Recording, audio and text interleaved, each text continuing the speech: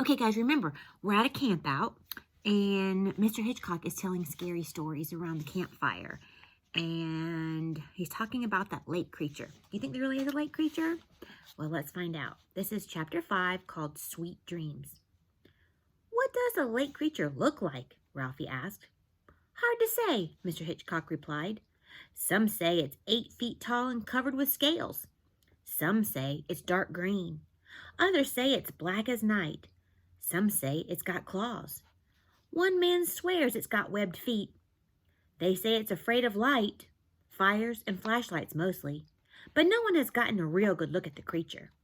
In fact, only one person has seen it up close, and he's not talking anymore. Danica Starling stood up, waving her arms. Whoa, whoa, whoa, she said. Not talking anymore like, you're not saying that he's dead? Offered Mr. Hitchcock. He shook his head. Oh, no, not dead. He's just not talking anymore. To anyone. He just lies in bed and stares at the ceiling, too scared to even speak. What happened to him? Jasper stammered. Well, Mr. Hitchcock stabbed at the fire with his stick. Orange sparks flew in the sky. No one knows for sure, he said. It was late at night. The boy was camping right over there, he pointed. Well, you know what they say about camping. Never, never leave your tent at night without a flashlight. Well, this boy didn't listen. He had to use the bathroom, but he forgot his flashlight. That's probably when he ran into the lake creature. Mr. Hitchcock shook his head sadly.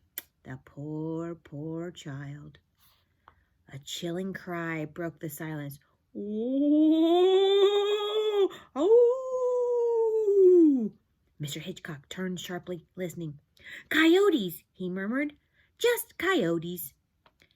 Then he stood, rubbing his hands together. Don't worry, kids, he cheerfully announced. The creature won't bother you. Just keep quiet, stay in your tents, and everything will be fine. Why does it prowl around? Freddie asked. Mr. Hitchcock rubbed the top of his bald head. Food, he whispered. The creature loves human food.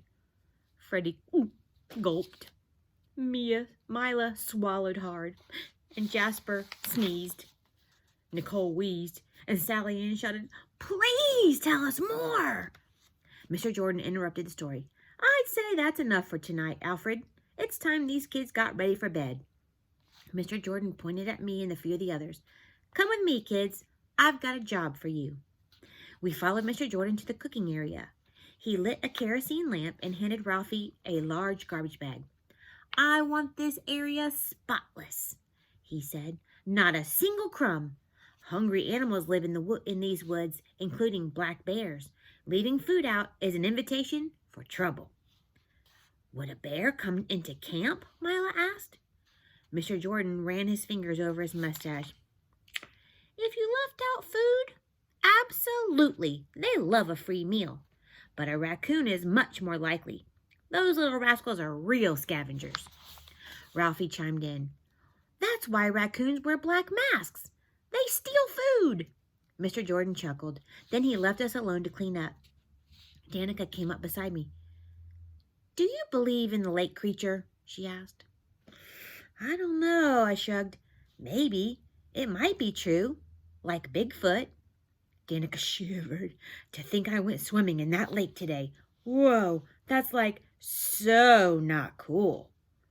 Wingnut O'Brien stared at the cleanup site. He looked worried. What if the lake creature comes and there's no food? He'll still be hungry, said Joey. For human food. And he'll want to eat one of us, Ralphie joked. Wah ha ha ha ha. Don't joke around, Danica scolded. You're creeping me out. Let's leave some food out for it, suggested Joey. Just a little snack. No way, Mila cried. You heard Mr. Jordan. Food is an invitation for trouble. We took a vote, and only Mila and Danica voted against it. Sally Ann grabbed a bag of marshmallows. The lake creature would love these, she said, handing me the bag. Mila sighed. I have a bad feeling about this, Jigsaw. A very bad feeling. Mila felt a little better when we put the bag at the edge of the woods, near a pile of rocks. At least now the creature won't wander into the center of camp, she reasoned. Before zipping up our tent for the night, we saw my father checking the area. He was carrying a garbage bag and a flashlight. He wore a blanket wrapped around his shoulders. "Good night, boys," he called kindly. "Sweet dreams." "Yeah, sure, sweet dreams. Sour nightmares was more like it. Lake creatures. Yeesh." Chapter 6. A Secret Message. "Jigsaw, Ralphie, wake up!" "Morning. Ugh." I tried to lift my eyelids. It might have been easier to lift a piano off my pinky. Joey was urgently whispering, "The marshmallows are gone." Ralphie snapped awake. "It's real! The lake creature is real!" Camp was soon buzzing with the news. It's all anyone talked about over pancakes and orange juice. Everybody was scared and excited. The story kept getting bigger and bigger, and now the lake creature had a new name. The Marshmallow Monster. After breakfast, I found a note on my sleeping bag. It looked like this.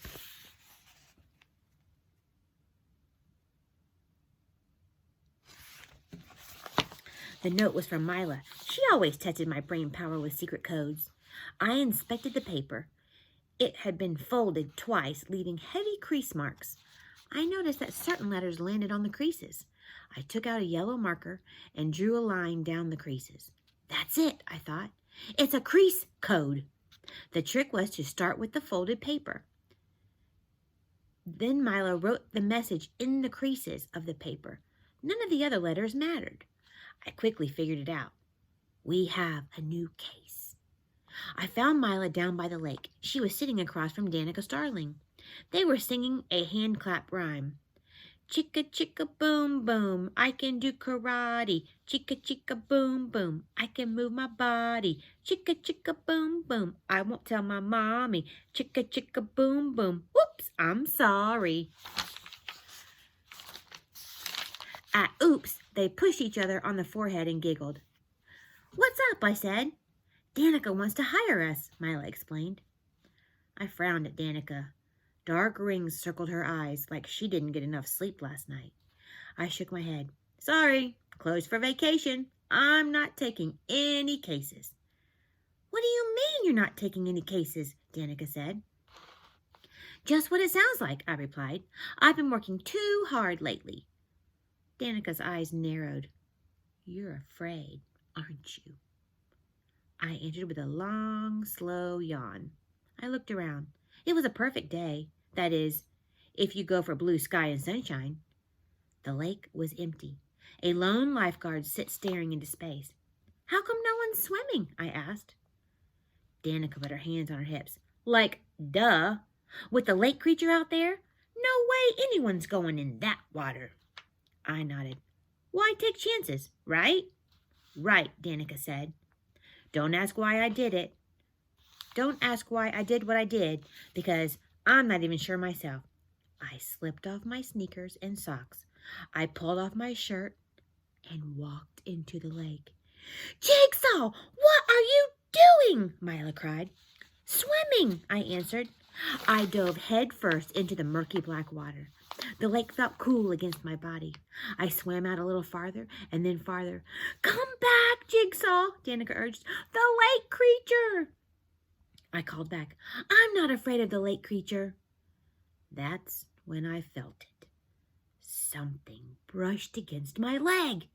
Something slithery, like weeds, or a fish, or a snake, or a finger. I kicked my leg away. My feet strained to touch the bottom. They reached, barely. The bottom was gooey like mud. For a brief moment, my feet felt stuck. Not like mud, I thought. Like quicksand. A wave of fear washed over me, and then I felt it again. Something scratching against my skin. Something was in that lake with me. Something I couldn't see. I kicked my legs free and raced to the shore. When I reached the beach, I bent over, panting hard. "Wow, you're a fast swimmer," Danica observed. I stared at her blankly.